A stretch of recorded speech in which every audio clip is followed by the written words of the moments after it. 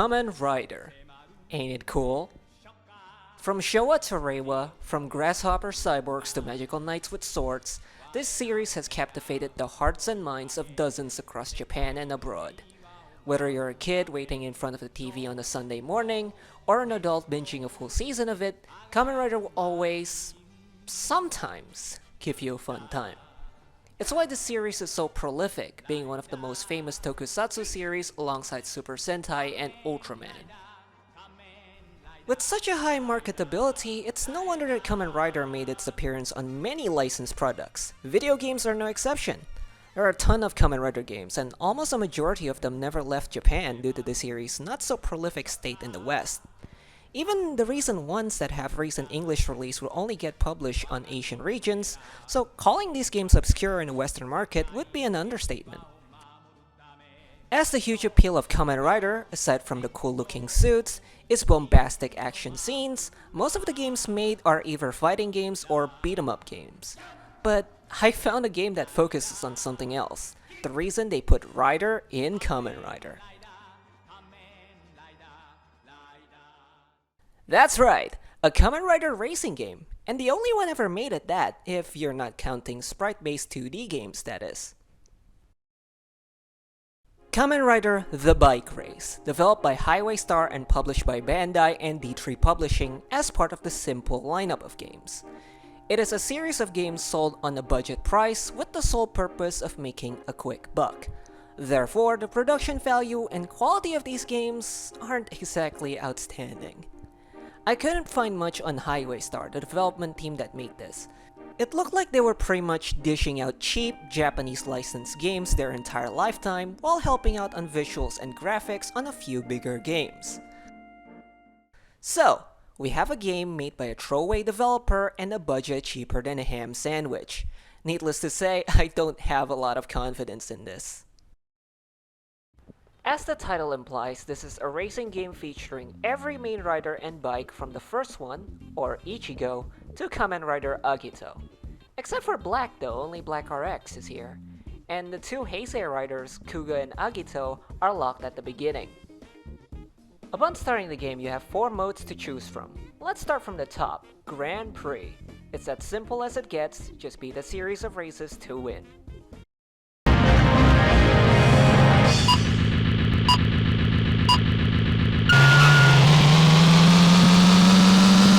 And the moment you start hitting accelerate, immediately something feels wrong. Control and feel of your vehicle goes a long way to make a racing game fun, be it an arcade kart racer or a professional racing sim. And in this game, both of those things are whack. It's hard to explain without actually playing it, but your bike is somehow so sensitive and so stiff at the same time. Turning is a freaking nightmare. The lightest tap of the D-pad jiggles the bike like it's on ice, but the moment you hold it down for a long turn, it doesn't go as quick enough for you to ace the turn. 80% of my playthrough is me bouncing off walls because it's literally impossible for me to turn correctly, even if I slow down. The bike itself feels like paper with the jiggly turning and the lack of weight, and it's just, horrible. I did eventually get used to it, as much as the game lets me to anyway, because there's no way I'm doing sharp, accurate turns with these controls without bouncing off walls like a pinball. Is it fun? Absolutely not. Regardless, we must press on. The objective of each Grand Prix race is to beat your enemy rider and get first place. Problem is, there are only 2 racers, you and the enemy rider. Then you're probably wondering, who are the other racers that you're seeing on screen right now? These are shocker bikers apparently, and they serve no other purpose than to be an obstacle to your races. They try to kick you down or block your path, and there's an endless amount of them no matter how many you mow down. Oh, but you can mow them down! By pressing either L1 or R1, you can kick to the left or the right, kinda like Road Rash. By using these kicks, you can knock down those shocker bikers. It's pretty hard to line them up accurately with this soap of a vehicle, but seeing them get knocked down is admittedly very satisfying. You can even kick the other rider. The bar on the left indicates the damage you have received. It increases every time you bump into a wall or into another biker, or when you get kicked. If it's full and then you get hit, you'll be spun, which severely slows you down. What else? You can press down on the D-pad for a short burst of speed, and I mean very short. You won't be able to turn while doing it too, so it's best to do it on straight roads. Lastly, if you pick up one of those silver balls scattered throughout the track, you'll get an item. Unlike, say, Mario Kart, where the items you get are randomized, here each rider is designated with one type of item and can only use that one type of item. For example, Ichigo has a boost of speed as his item, while X and Agito have projectiles as their items. It's one of the ways this game tries to differentiate the characters, and it's so unbalanced. Well, let's talk about all the types of items then. First, there's the boost of speed, which is pretty self-explanatory. Then there's the invincibility a la a star in Mario Kart, where you're invulnerable to damage and gain higher top speed. There's the weird short burst of speed thing, where it's different from the regular boost. It's kinda like pressing down on the D-pad, but it's even faster, I think. It's actually kinda overpowered because it sends you forward so quickly and exceeds your top speed. Then there are the two offensive items. The projectile, which is kinda like the red what's something that's not from Mario Kart? The missile from Crash Team Racing? Yeah, that works. It's kinda like the missile, what tracks the nearest enemy in front of you, be it a shocker or your enemy rider, and instantly knocks them down. Then there's the powered kicks, which in my opinion is the absolute worst. You're already having trouble aiming regular kicks, so trying to use this item is a nightmare. Not only that, the regular kicks works fine enough on the shocker, and you won't encounter enemy riders enough times to warrant using the powered kicks, so overall it's freaking useless. In general, the riders themselves are imbalanced as hell. Amazon got cut big time, man. His top speed is so low and he has that crapshoot of a kick as his item. In more competently made games, those drawbacks could be offset with a more comfortable handling or an easier control in turns. But not here, because all bikes control exactly the same with that god-awful turning, even the slower ones. So there's literally zero reason to pick the slower characters unless you're really attached to them, and if you do, good luck trying to beat the Grand Prix. I tried using a slower character, and despite not doing anything wrong and only got knocked down once, I actually got lapped! I can't believe it! Now, to be fair, you can also do the same to your opponents if you pick a character with a high top speed. This game is so weird. You either get left behind with zero chance of ever catching up with your opponent, or you'll be so far ahead that you can literally mess around and your opponent will never overtake you. Except for one track, but we'll get there in a bit. The first track in the Grand Prix is very straightforward. Like, literally, it's just an oval. There's literally nothing happening here too, and the only thing keeping your attention are the crap controls and the shockers in your path. The second track is kinda more involved, with a bit more turns and an uphill, which, to be honest, doesn't even do anything.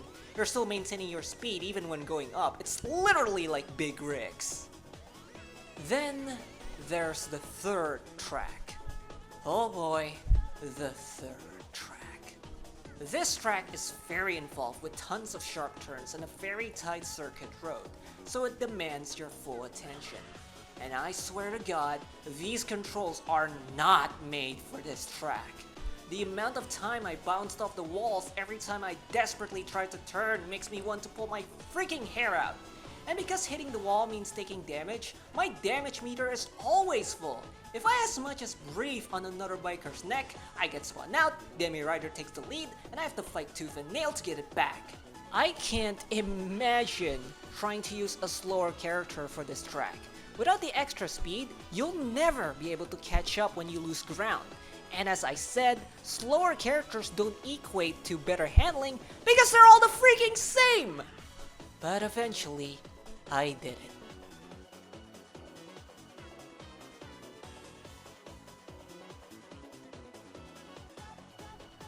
And that's it! Yep, that's it, game over. 3 tracks. And I'm not hiding a secret unlockable 4th track. To my knowledge, there are indeed only 3 tracks. And they're all bad! Well, at least if you beat the Grand Prix for the first time, you'll unlock Kamen Rider Kuga. His top speed is insane, so he's actually very OP. I steamrolled through another round of Grand Prix with him and unlocked Agito.